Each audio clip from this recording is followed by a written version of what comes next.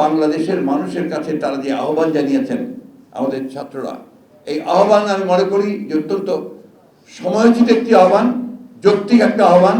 আমি মনে করি সমগ্র দেশের মানুষের এই আহ্বানে সাড়া দেওয়া উচিত এবং সমস্ত রাজনৈতিক দলগুলোরও এখানে আপনার সাড়া দেওয়া উচিত।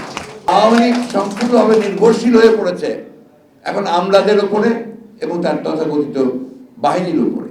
আমরা আগে কখনো দেখিনি যে হাসপাতালের মধ্যে গিয়ে আপনার এই সরকারি দলের সন্ত্রাসীরা তারা গিয়ে আপনার ছাত্রদেরকে আক্রমণ করবে, এটা আমরা কখনো চিন্তা করতে পারিনি।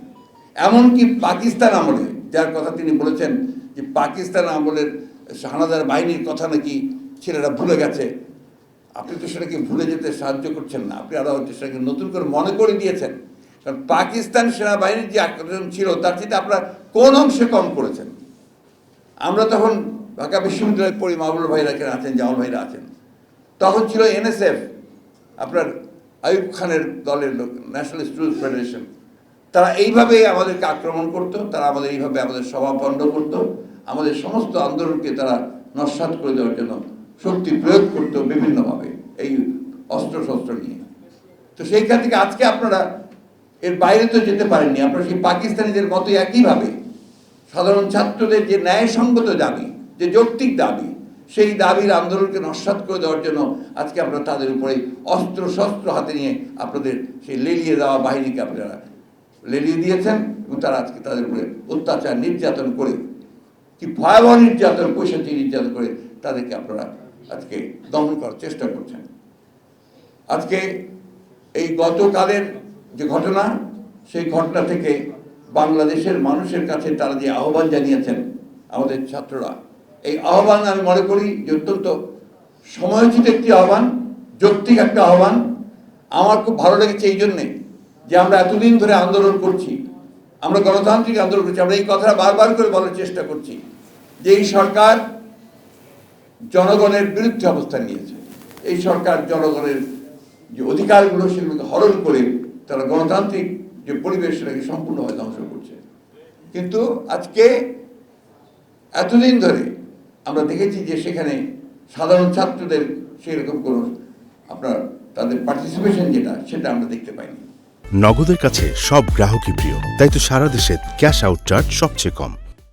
আজকে যখন তারা তাদের একটা ন্যায়সঙ্গত দাবি নিয়ে সামনে এগিয়ে এসেছে, সেখানে তারা নিজেরাই আজকে উপলব্ধি করছে যে কি ভয়াবহ একটা পরিস্থিতির সৃষ্টি হয়েছে। তারা কালকে যে আহ্বান জানিয়েছে, আমি মনে করি সমগ্র দেশের মানুষের এই আহ্বানে সাড়া দেওয়া উচিত এবং সমস্ত রাজনৈতিক দলগুলোরও এখানে আপনার সাড়া দেওয়া উচিত। আর কারণ কালকের যে বিষয়টা ছিল, এটা শুধুমাত্র কোটা আন্দোলনের বিষয়ে পরিণত ছিল না, কালকের এই বিষয়টা ছিল সম্পূর্ণভাবে যে আমার সন্তানদের উপরে অন্যায়ভাবে, অযৌক্তিকভাবে তাদের উপরে আক্রমণ করা হয়েছে এবং সেই আক্রমণটা ভয়াবহ আক্রমণ, এবং তাতে করে আমাদের সন্তানেরা আজকে অত্যন্ত আহত হয়েছে, নির্যাতিত হয়েছে। গোটা বিশ্ববিদ্যালয়ের ব্যবস্থা, আজকে শিক্ষা ব্যবস্থা ভেঙে পড়ে। এটা শুধু ঢাকাতে নয়, সারা দেশে হয়েছে। আজকে মুশফিকুর রহমান সাহেবের এই শতবার্ষিকী পালন অনুষ্ঠানে আমি বক্তব্য দীর্ঘ করতে চাই না। আমরা বারবার করে বলে আসছি যে আজকে দেশকে তারা ধ্বংস করে দিয়েছে, কঠিন সময় আমরা অতিক্রম করছি। এই সময়ে যদি আমরা রুখে দাঁড়াতে না পারি, এই সময়গুলো যদি আমরা রুখে দাঁড়াতে না পারি, তাহলে আমাদের দেশের জাতির অস্তিত্ব বিপন্ন হয়ে পড়বে। আমরা বরাবরই বলছি, আওয়ামী লীগ এখন আর সেই আওয়ামী লীগ নেই। আওয়ামী লীগ এখন একটা সম্পূর্ণ দেউলিয়া একটা রাজনৈতিক দলে পরিণত হয়েছে এবং আওয়ামী লীগ সম্পূর্ণভাবে নির্ভরশীল হয়ে পড়েছে এখন আমলাদের উপরে এবং তার তথাকথিত বাহিনীর উপরে, যারা আজকে রাষ্ট্রকে সম্পূর্ণভাবে পুরোপুরিভাবে একটা ফ্যাসিবাদী রাষ্ট্রে পরিণত করেছে।